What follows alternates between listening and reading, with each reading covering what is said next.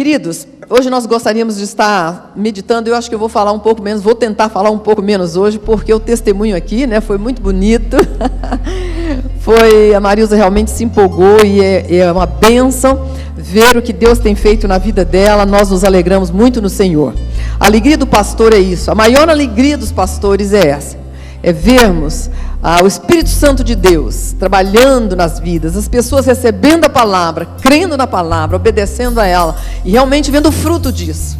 Não há crescimento normal, natural, aceitável, não há prosperidade verdadeira, não há alegria verdadeira, não pode haver adoração, louvor, nada sem uma vida de total obediência aos princípios eternos de Deus. Deus é Deus e Ele deve ser obedecido, Ele deve realmente, a vontade de Deus tem que ser soberana em nossa vida. E não há erro quando nós andamos na presença do Senhor. Em 2 Samuel capítulo 6 há uma história, um fato que aconteceu na vida de Davi.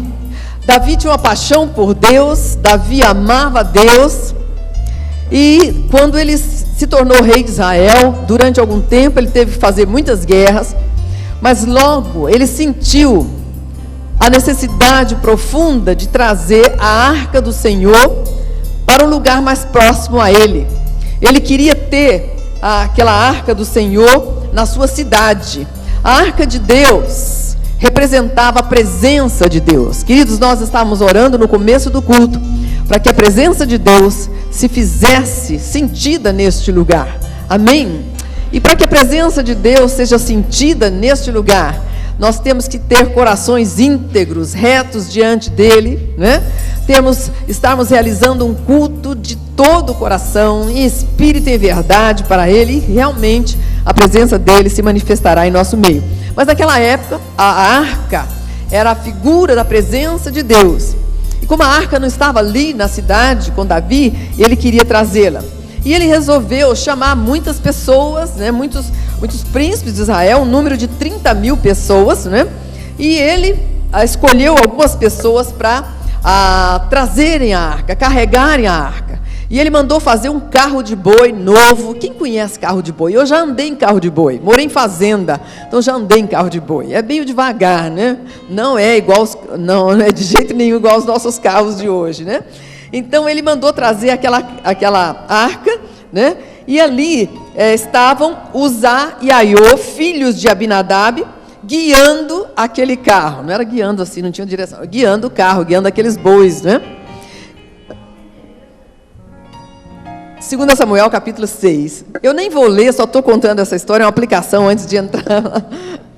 Bem, queridos, então, o que aconteceu? De repente, aquele carro tropeça numa pedra, né? E a arca, claro, deve ter inclinado e quase caiu, e aquele rapaz, né, tocou na arca. Ele foi segurar a arca para que ela não caísse.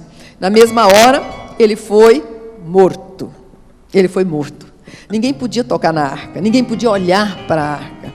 A arca, ela era colocada no lugar santo dos santos. Só o sumo sacerdote tinha acesso àquele lugar. O sumo sacerdote tinha acesso uma vez por ano naquele lugar. Queridos, Davi ficou muito triste, profundamente triste. E ele pensou, como eu vou trazer a arca do Senhor? Quando nós lemos essa história, queridos, nós ficamos assustados com Deus. Mas por que, Senhor? A intenção deles foi tão boa, a intenção de Davi era tão santa, não é? Tão sincera, tão verdadeira. Por que um castigo tão grande para aquela pessoa que também, de uma forma tão boa, estava tentando pegar a arca para que ela não caísse no chão? Ela não podia tocar o chão, a arca. Porque Deus foi tão severo. E nós ficamos, às vezes, nós como seres humanos, não conseguimos entender a severidade de Deus em castigar Uzá. Queridos, há uma ordem de Deus muito explícita, lá em Números capítulo 4, muito explícita, muito clara, quando Deus estava organizando o ministério sacerdotal. Ele levantou os filhos de Levi, o sacerdócio levítico, e cada descendente de Levi, tinha vários, tinha Gerson, tinha Arão, tinha vários outros filhos descendentes. Quando fala filhos, são descendentes. Arão era o principal, né? Então, cada um tinha um tipo de serviço no tabernáculo. Não podia se mudar. Aqueles que tinham sido chamados para fazer uma coisa, era só aquilo que eles tinham que fazer. Ninguém poderia tocar no trabalho dele. Cada um tinha o seu trabalho, o seu serviço. E em Números 4, versículo 15, diz assim: havendo, pois, Arão e seus filhos, ao partir do arraial, acabado de cobrir o santuário e todos os instrumentos do santuário, então os filhos de Coate, mais um grupo, virão para levá-lo. Mas no santuário, a arca com os querubins lá em cima, né? Não tocarão para que não morram. Este é o cargo dos filhos de Coate na tenda da congregação. Mas no santuário não tocarão para que não morra. A ordem de Deus foi claríssima. Não havia dúvidas. Ele especifica as pessoas que podiam fazê-lo e o que as pessoas deveriam fazer. Não poderiam nunca tocar na arca. Queridos, diz um ditado popular que de boas intenções o inferno está cheio. Todo mundo conhece esse ditado popular. De boas intenções o inferno está cheio. Queridos, Deus, Ele já deixou a sua palavra. Deus já deixou tudo para nós. Ele já inspirou pessoas. Ele encheu essas pessoas do Espírito Santo e deixou todos os seus princípios, seus mandamentos, sua lei, seus estatutos, tudo muito bem explicado para que ninguém erre. O que aconteceu com Davi? Davi ele tinha tanto desejo de Deus, ele amava a palavra de Deus. Ele dizia assim: quanto amo a tua lei, é a minha meditação dia e noite, eu amo esta lei. Quanto amo a tua lei, Senhor. Mas ele se esqueceu. Davi se esqueceu, se descuidou, né? E talvez ele pensou que Deus não fosse tão severo assim em zelar para que a sua palavra fosse cumprida. Queridos, nós estamos vivendo num tempo muito perigoso para a igreja do Senhor Jesus. Nós não temos tido temor de Deus. Nós não temos levado a palavra de Deus a sério. Nós achamos que nós podemos brincar com a palavra de Deus, podemos obedecer, escolher no que vamos obedecer. Nós podemos escolher o que queremos viver ou vivenciar, e Deus vai aceitar. Não, filho, tá bom, 10% já tá bom, 50% melhor ainda, e Deus vai achar muito bom, vai ficar até feliz, que afinal de contas você tem tentado, não é, queridos? Mas Deus não é assim, queridos. Deus é justo juiz, Deus é cheio de compaixão, Deus é cheio de amor e misericórdia, mas Ele tem que ser obedecido. Ele precisa ser obedecido, porque Ele é Deus. E nós temos que honrar a santidade de Deus. E eu gostaria de estar falando hoje sobre a vontade de Deus. O que é a vontade de Deus? Como conhecer a vontade de Deus? Como eu vou obedecer à vontade de Deus? Como fazer para andar na presença de Deus? Se Deus diz assim: ande na minha presença e seja perfeito. Meu Deus, que coisa difícil, não é? E muitos hoje que se congregam em igrejas evangélicas, muitos que se dizem cristãos e se congregam em igrejas evangélicas, não pegam na Bíblia para ler. A televisão está tomando o tempo das pessoas, o trabalho toma o tempo das pessoas, as diversões tomam o tempo das pessoas, e as pessoas hoje têm alergia à leitura. Então as pessoas não gostam de ler a palavra de Deus, não gostam de meditar na palavra de Deus. Queridos, a vontade de Deus toda está especificada na sua lei. De modo geral é isso, a lei de Deus demonstra a vontade de Deus. Por que é tão importante para nós obedecermos à vontade de Deus? Porque Deus nos criou de uma forma muito especial. Deus nos criou a sua imagem e semelhança, para andarmos na presença dEle, para andarmos com Ele, para realizarmos as obras dEle, para fazermos os seus feitos, para glorificá-lo aqui na terra, para sermos exemplos, para sermos a prova concreta da presença dEle aqui na terra, da existência dEle. eu quero dizer uma coisa muito séria para cada um de nós nesta noite. Jesus nunca poderia ser conhecido aqui na terra, a não ser através da sua igreja, o seu corpo. Se você se calar, se você não andar na presença de Jesus, se você não obedecer a Jesus, a palavra do Senhor Jesus, por isso Jesus nos mandou fazer discípulos e não ouvintes da palavra. Jesus não nos mandou fazer membros de igreja. Jesus não nos mandou fazer seguidores aí, mais ou menos, dele. Mas Jesus nos mandou fazer discípulos dele. Porque os discípulos são aquele que o ouvem, que o obedecem, que creem nele e que o servem. Queridos, então a palavra de Deus, a lei de Deus, é a revelação da vontade de Deus. Jesus disse: se vocês pensam que eu vim anular a lei, vocês estão muito enganados. Eu não vim anular a lei, porque a igreja acha que a lei passou, não existe mais, não temos nada com ela. Mas ela está embutida em toda a palavra de Deus, seja no Velho ou Novo Testamento. Jesus disse: eu vim cumpri-la. Eu vim cumpri-la. E ele diz: olha, toda a lei se resume neste mandamento: amarás o Senhor teu Deus de todo o teu coração e o teu próximo como a ti mesmo. Então essa lei continua viva, continua eficaz, continua tendo que ser respeitada. Obrigada, querido. Queridos, a vontade de Deus é algo que precisa ser conhecida. Primeira coisa que você tem que fazer na sua vida: conhecer a Deus. Quando Jesus se manifestou para Paulo matando os cristãos, mandando prendendo os cristãos, torturando os cristãos, no caminho de Damasco, ele se faz presente ali diante de Paulo, aquela luz forte. E Paulo, ele diz: Saulo, Saulo, por que me persegues? E Saulo diz: quem é, Senhor? E ele diz: eu sou Jesus a quem tu persegues. Ele diz: que queres que eu faça? Qual foi a primeira coisa, a segunda pergunta de Paulo? Primeiro, quem era ele? Segundo, que queres que eu faça?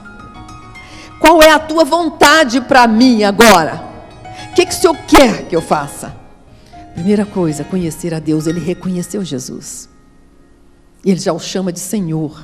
Queridos, eu tenho falado sempre aqui, esta palavra é muito séria. Eu não posso, Jesus disse: vocês me chamam Senhor, Senhor, mas não fazem o que eu mando. Nós precisamos, em primeiro lugar, conhecer a Jesus. Ele morreu e ressuscitou e se tornou Senhor, Senhor, soberano, dono de vivos e de mortos, com toda a autoridade, todo o poder sobre vivos e mortos. Ele diz: eu vim aqui ao mundo, à terra, para dar vida. Eu tenho poder para dar vida e para tirar a vida. Mas nós temos brincado com Jesus. Nós não temos levado a sério muitas coisas que Jesus tem nos ensinado. Sabe, queridos, quando nós falamos na vontade de Deus, nós às vezes falamos assim: tudo é vontade de Deus. Sabe, nem tudo é vontade de Deus. Há aqueles mestres da Bíblia que dizem: há a vontade diretiva de Deus e a vontade permissiva de Deus. Deus é soberano, Deus deu ao homem livre-arbítrio. Então, Deus, o desejo do coração de Deus é que ninguém pereça. Deus não quer que o homem pereça. A palavra de Deus diz que Deus quer que todos que ouvirem o Evangelho seja salvo. Jesus disse que Ele veio em obediência a Deus. Ele estava aqui na terra para cumprir a vontade de Deus. E a vontade de Deus, com relação a Jesus, era que todo mundo que visse o Filho e cresce nele fosse salvo. Esse é o desejo do coração de Deus. Uma vontade específica manifesta de Deus é que todo homem que vir a Cristo, ou vier a Cristo e crer nele, seja salvo. A outra vontade de Deus é que ninguém se perca, nenhum crente se perca. Jesus disse: e aqueles que eu conquistar para Deus, Deus não quer que nenhum fique para trás. E o desejo do coração de Deus, de Jesus, era que todos pudessem estar com Ele eternamente. Mas isso não vai acontecer. Infelizmente não vai acontecer. Deus deu ao homem livre-arbítrio. Ele já realizou tudo para a salvação do homem. Ele ama o ser humano. Ele quer a salvação do ser humano. Ele já dispôs tudo para que o homem seja salvo. Mas Ele deu ao homem inteligência, capacidade de raciocinar, de fazer escolhas, para que ele escolha quem ele quer. Se ele quer a vida ou a morte, se ele quer Deus ou outro. É o homem que escolhe.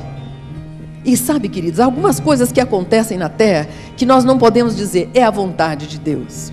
Quantas vezes estamos sendo vítimas de nossos pecados, de nossas desobediências, de nossos erros, escolhas erradas, e estamos pagando um preço por causa deles, e dizemos, tudo está no controle de Deus, é a vontade de Deus. Não, não é a vontade de Deus. Deus não nos criou para sermos infelizes, miseráveis, incapazes, frustrados. Deus não nos criou para isso. Mas nós vivemos no mundo mau. Nós vivemos no mundo cujo príncipe é Satanás. Ele é o príncipe deste mundo. Há muitas coisas que estão acontecendo que não é da vontade, que não são da vontade de Deus. Por exemplo, muitos cristãos estão sofrendo. Muitos cristãos estão sendo açoitados, torturados, presos, expulsos do seu país, das suas casas, fugindo das matas. Nós sabemos disso, nós temos acompanhado o trabalho de missões. Essa igreja está consciente desse trabalho de missões, está envolvida com o trabalho de missões. Mas sabe, isso não alegra o coração de Deus. Mas Deus tem permitido que muitos dos seus filhos tenham sido mortos, perseguidos, sofrido por causa dele. Deus tem permitido. Deus tem um propósito em tudo isso. Sabe, ainda Deus não tem o controle de todas as coisas neste mundo. Porque o homem entregou este mundo a Satanás. Jesus veio restaurar, veio mudar essa situação. E essa situação só vai ser mudada. O controle total deste mundo, Jesus vai ter no seu reino milenar, quando Ele vai reinar sobre todas as nações e com vara de ferro as regerá. Mas agora, o reino de Deus está sendo implantado de pessoa em pessoa, individualmente. E o reino de Deus é implantado aqui na terra, no momento que eu o recebo, que eu passo a vivenciá-lo, que eu passo a aceitá-lo, obedecendo os seus princípios. Há muitas coisas que Deus não gostaria que acontecessem. Quantas vezes nós não cremos na palavra, não obedecemos pela incredulidade a palavra de Deus e somos vítimas da nossa desobediência. Isso não agrada o coração de Deus, isso não faz Deus feliz, porque nós estamos sofrendo. Pedro diz, olha, se nós estamos sofrendo por causa do Evangelho, glória a Deus. Mas, se estivermos sofrendo por causa dos nossos pecados, isso não é bonito, isso não é bom testemunho. E o pior é quando os crentes confundem as coisas, né? É da vontade de Deus, Deus sabe de tudo, Deus está no controle de tudo. Mas às vezes não é bem isso. Por isso, queridos, nós precisamos conhecer a vontade de Deus para termos discernimento. No momento que estamos passando por tribulações, dificuldades, lutas, precisamos saber por quê. Se estamos vivendo em obediência a Deus, se estamos vivendo na fé, se amamos a Deus, se servimos a Deus, há um propósito nisso. Sabe, muitas vezes as pessoas dizem, eu estou doente, foi Deus que deu essa doença. Deus quer que eu fique doente, Deus quer que eu morra, eu vou morrer. Nós não podemos nos esquecer que quem manda o mal, quem está sempre destruindo, é Satanás. Ele é inimigo do ser criado por Deus. Ele está gerando enfermidades, dores, traumas, loucuras, perturbações. Ele está gerando muita miséria neste mundo. Nós não podemos dizer que essas coisas ruins vêm de Deus, de forma nenhuma. Por isso, queridos, nós precisamos, primeiramente, conhecer Deus. Quem é Deus? O caráter de Deus, sua justiça, sua santidade, sua bondade, sua fidelidade. Nós precisamos conhecer a vontade de Deus para que nós andemos nela. Lá em Colossenses 1, de 9 e 10, é uma oração que eu memorizei e que eu oro sempre por nós, pela igreja do Senhor Jesus em geral. Nós não podemos orar só pela nossa congregação, o corpo de Cristo é um só. E Paulo pede que nós sejamos cheios do conhecimento, do pleno conhecimento de Deus, da vontade de Deus, para que nós possamos viver para o inteiro agrado dEle, frutificando em toda boa obra e crescendo no pleno conhecimento dEle. Que coisa maravilhosa, é a oração que ele faz. Primeiro, eu preciso conhecer a Deus, eu preciso conhecer a vontade de Deus, eu preciso vivenciar isso aí, obedecer essa vontade, para que eu prospere em tudo, produza fruto para Deus, para a glória de Deus. No Salmo 143, 10, o salmista diz assim: ensina-me a fazer a tua vontade, pois és o meu Deus. Guie-me o teu bom espírito por terra plana. A terra plana, você pode andar de noite, no escuro, você não vai tropeçar, não é assim? A terra plana é bom, você pode, até de carro é melhor você passar, imagine a pé, né? Você não vai tropeçar, não vai enfiar o pé no buraco. E o salmista está pedindo: Senhor, ensina-me a fazer a tua vontade. Muitas vezes nós precisamos clamar ao Senhor: Pai, eu tenho sido desobediente, eu tenho sido rebelde, eu não tenho prestado atenção nos avisos do Senhor. Guie-me o teu bom espírito, eu quero andar sem tropeçar, eu quero andar sem cair, e só dentro da vontade soberana de Deus isso é possível. O apóstolo Paulo diz, querido, nós não devemos ser insensatos, tolos, mas nós devemos conhecer a vontade de Deus. Aquele que não conhece a vontade de Deus é insensato, é louco, porque não vai ter a vida plena que Jesus veio trazer, não vai obter a vida abundante que Jesus veio trazer. É na obediência à palavra de Deus. Essa palavra é maravilhosa. Todos os dias eu agradeço a Deus por esta palavra. É lâmpada para os meus pés e luz para os meus caminhos. Ela me guia, ela me mostra quando eu estou errada, quando eu estou fazendo algo que não agrada a Deus. Ela me traz de volta para o caminho, ela me cura, ela me restaura, ela me alegra, ela me traz esperança, fé, ela me fortalece, ela me purifica. E essa é a vontade de Deus. É por isso que Ele quer que você conheça, porque Ele quer fazer de você uma pessoa plena, cheio ou cheia da presença de Deus.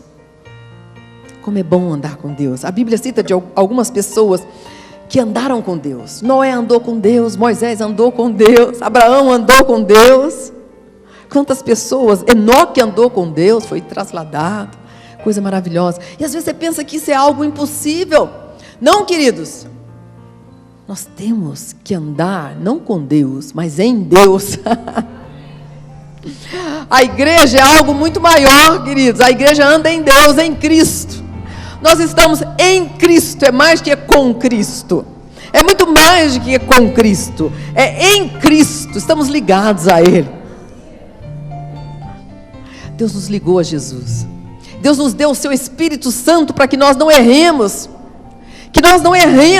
o caminho, nós possamos andar na presença dEle. Sabe, queridos, nós temos muitas maneiras de pecarmos contra Deus, de desobedecermos a palavra de Deus. E às vezes a gente não percebe, são hábitos que nós adquirimos com o mundo. Eu não sei se você tem o hábito de tudo que você vai fazer, você dizer, se Deus assim o permitir, se Deus quiser, se Deus permitir. Quantos aqui têm esse hábito? Um hábito mesmo. Alguns não. Passem a ter, queridos. Dê uma olhadinha em Tiago, lá na frente, depois de Hebreus, capítulo 5, aliás, capítulo 4.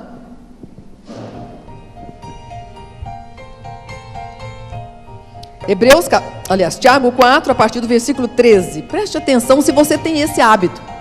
Você vai ter que deixá-lo. Ei agora, vós que dizeis, hoje ou amanhã iremos a tal cidade, lá passaremos um ano, e contrataremos e ganharemos. Digo-vos que não sabeis o que acontecerá amanhã, porque que é a vossa vida? É um vapor que aparece por um pouco e depois se desvanece. Em lugar do que devias dizer, se o Senhor quiser, e se vivermos, faremos isto ou aquilo. Mas agora vos gloriais em vossas presunções. Presunção é orgulho, prepotência, queridos. Tal glória como esta é maligna. Viram como nós podemos desobedecer sem nem percebermos? E às vezes alguma coisa está acontecendo na nossa vida, não, Senhor, eu estou sendo fiel, Senhor, eu amo o Senhor, Senhor, eu sou dizimista, Senhor, eu canto no coral, Senhor, Mas às vezes olha, parece uma coisa tão simples. Se o Senhor quiser, se for da vontade de Deus. Mas tem aí, né? Pessoas ensinando, você tem que determinar, eu vou fazer isso, eu vou chegar lá, eu vou. Tem gente aí que está ensinando algo que não está na palavra, mas a gente precisa ter cuidado, por isso é importante conhecer o que Deus nos ensina. É presunção, é prepotência, é maligno. Se Deus quiser, nós vamos fazer isso. Se Deus quiser, eu chego lá. Se Deus quiser. Pedro, certa vez, disse para Jesus: Jesus, não vou deixá-lo. Eu vou com o Senhor até a morte.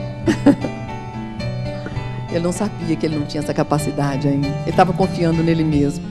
Sabe, queridos, quando eu penso no arrebatamento, eu estremeço. Jesus, tem misericórdia de mim. E eu declaro a palavra de Deus. Senhor, a tua palavra disse que o Senhor que começou boa obra em mim, o Senhor vai completá-la. Que o que a mim me concerne fazer é o Senhor que vai levar a bom termo. Eu confio no Senhor, minha confiança é no Senhor, minha esperança é no Senhor, não na minha carne. Mas tem muita gente: Senhor, eu vou ser fiel até a morte, eu não vou abandonar o Senhor nunca. E pode ser que Jesus chegue de repente e nós não estejamos prontos. Se você tem esse hábito de nunca colocar Deus à frente de tudo que você vai fazer, um novo emprego, um namorado, uma namorada, uma viagem, compra de uma casa, a venda de uma casa. Queridos, é tão maravilhoso nós sabemos que Deus cuida de nós como um Pai bondoso, que Ele tem cuidado nos detalhes da nossa vida, que Ele não quer nos deixar entrar em fria. Mas quando nós não queremos obedecer, Ele deixa a gente ir na frente. É como diz o mestre lá, é a vontade permissiva de Deus. Ele vai. Aí você vai aprender pelo erro, né? Dando umas pancadinhas na cabeça. Talvez você se fale: imagina, vou alugar uma casa, vou falar: Senhor, me orienta. Senhor, é essa casa que o Senhor tem para mim? É da tua vontade que eu me mude para este bairro, para esta casa? Tem gente que acha isso bobagem, fanatismo. Vocês sabiam, queridos, que há muitas casas onde se fizeram trabalhos fortíssimos de macumbaria, de magia negra? Deus já me revelou isso em alguns lugares. Aí você entra naquela casa, começa tudo a dar errado. Sofrimento, enfermidade, briga do casal, confusão, perda de emprego, e você não sabe por quê. Não buscou a direção de Deus, não buscou a vontade de Deus. Desde o seu nascimento, antes do seu nascimento, Deus já planejava a sua vida. Sua vida já tinha sido planejada por Deus. Coisa linda nessa organização do templo, do culto, do sacerdócio. Cada um tinha a sua função. Nenhum se metia na função do outro. Deus foi específico, detalhista.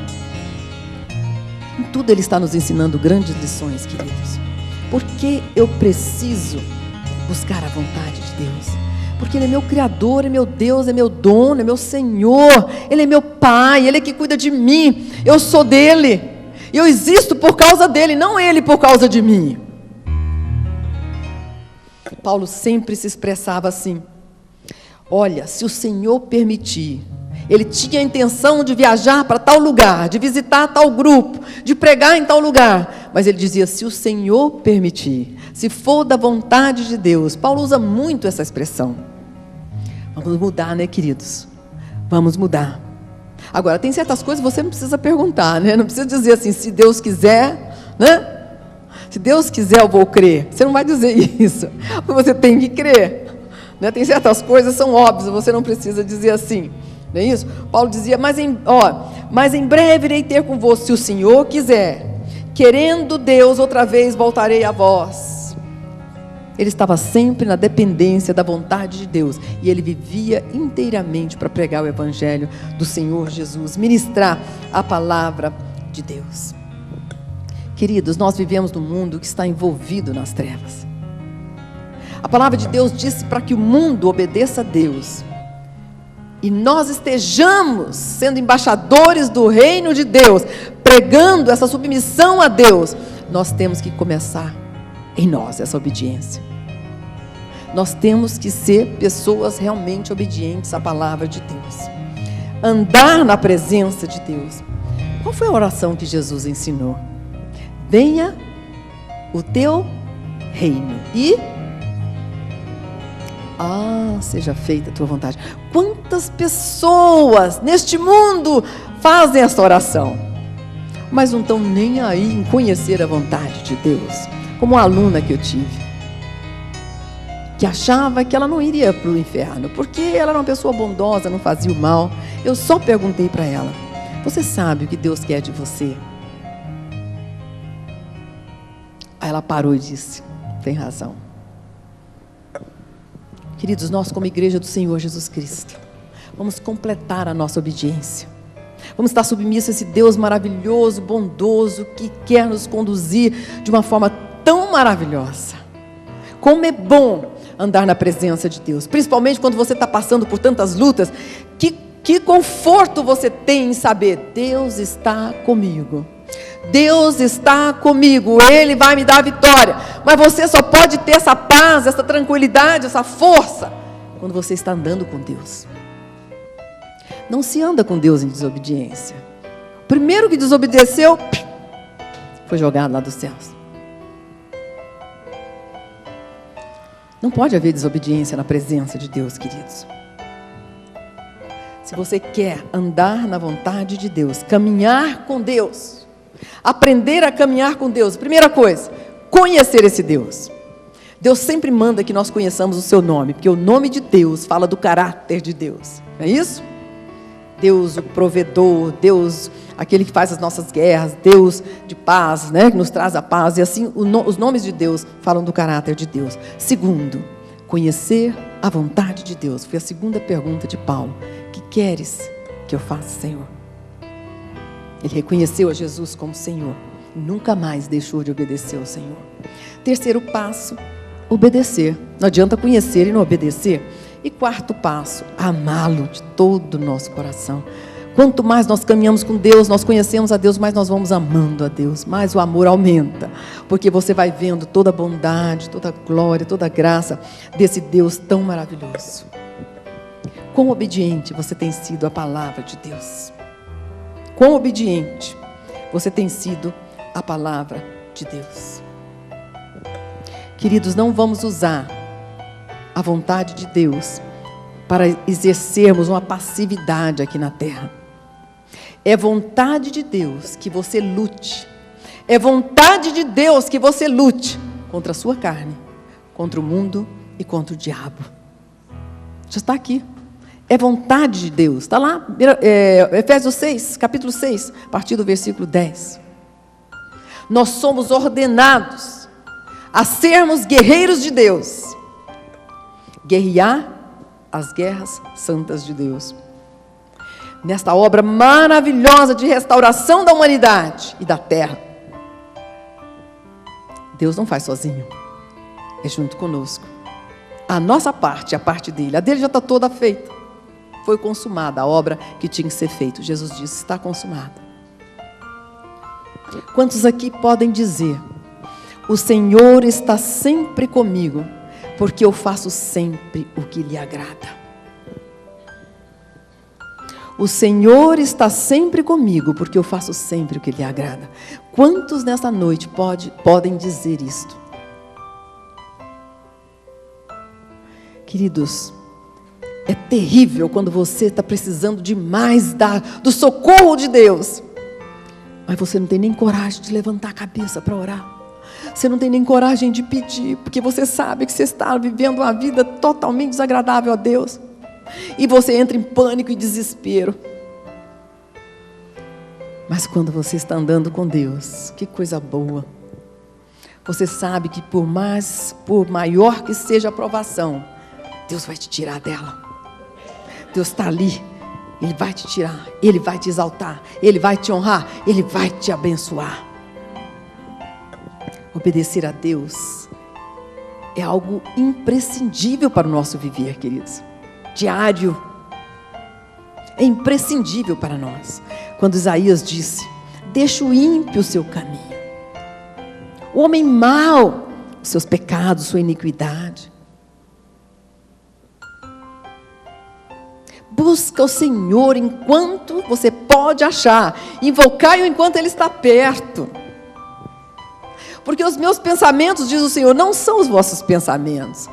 Os meus caminhos não são os vossos caminhos. Meus pensamentos são muito mais elevados, meus caminhos muito mais altos que os seus caminhos. A gente detesta obedecer, né, queridos? Queridos, como nós detestamos obedecer. Quando alguém dá uma ordem para nós, parece que a gente fica, né? O ego inflama. A gente até endurece assim, né? Você se sente humilhado.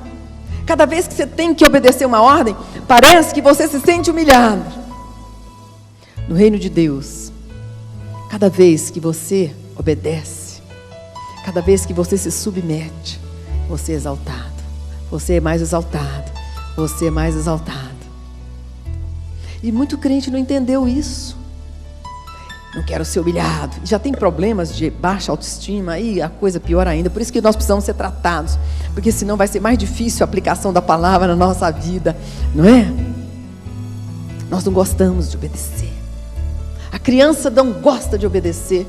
Olha, queridos, coisa pior do mundo é ver uma criança que precisa levar umas palmadinhas para obedecer. Dá uma dor na gente, né? Eu não gosto de ver.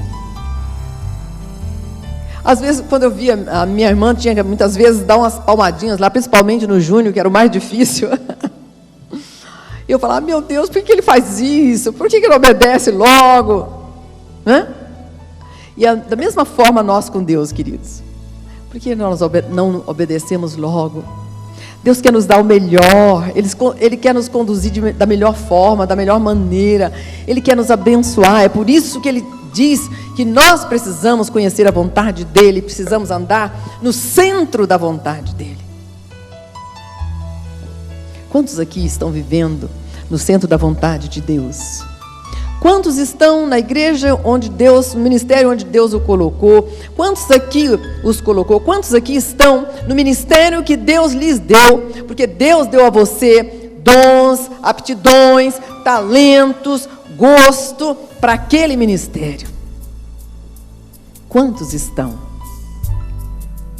Quantos estão morando no lugar certo? Quantos estão casados com a pessoa certa? Queridos, há uma pessoa que está sendo um desafio para mim. Eu quero, em nome de Jesus, eu quero ver essa pessoa liberta, curada, salva, em nome de Jesus. Eu já liguei o nome dele no reino de Deus. Mas a maior tristeza dele é um dia ter se divorciado da sua esposa. Meu Deus, toda vez que ele fala nela, eu vejo isso. Um dia ele me disse: pastora, para mim casamento é só uma vez. Mas não dá para voltar atrás agora.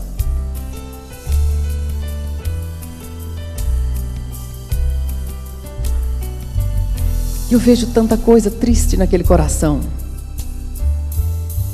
Tanta coisa que ele passou, que ele não precisava ter passado, como Jacó.